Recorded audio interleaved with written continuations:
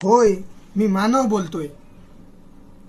जगातील सर्वात बुद्धिमान प्राणी मानव बोलतोय.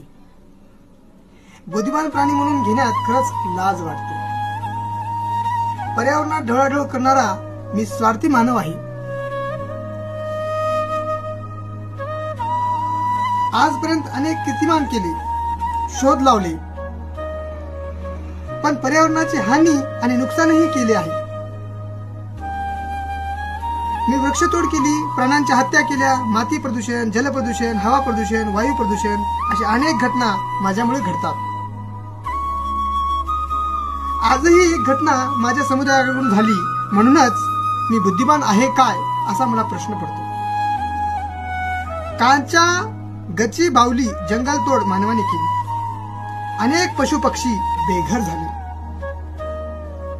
अनेक मृत्युमुखी पडले, त्यांच्यावर संकट कोसळले.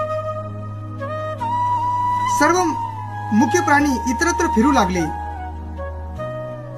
आकांत आणि आक्रोश करू लागले, रडू लागले, मरू लागले. मुख्य प्राणी बिचारे काय करणार? अरे मुक्या प्राण्यांनो, मी मानव समुदायाचा प्रतिनिधी म्हणून बोलतोय. कृपया मला माफ करा, मी तुमच्या पाठीशी आहे. होय, मी वृक्षतोड थांबवतो, जंगल वाचवतो, तुमचे घर वाचवतो, मी तुम्हाला वाचवतो. अशी वृक्षतोड संपूर्ण जीवसृष्टीला धोका आहे. अरे हत्ती दादा, अरे हत्ती दादा, हरिण ताई, वाघोबा दादा, चिमणी ताई, खारू ताई, मोर भाऊ, अरे साऱ्यांनाच मी बोलतोय.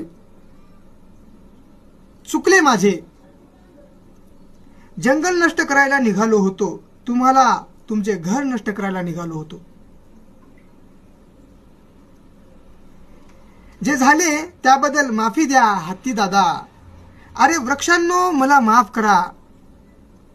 अरे वृक्षांनो, मला माफ करा.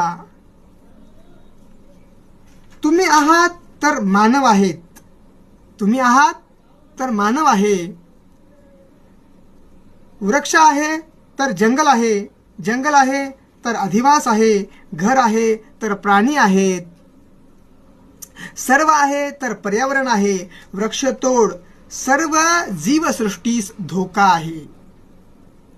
म्हणून मी वृक्षतोड करणार नाही, म्हणून मी वृक्षतोड करणार नाही. कोणाचे घर कोणालाही नष्ट करणार नाही. झाडे लावतो, झाडे जगवतो, भूतदया दाखवतो, मानवता दाखवतो.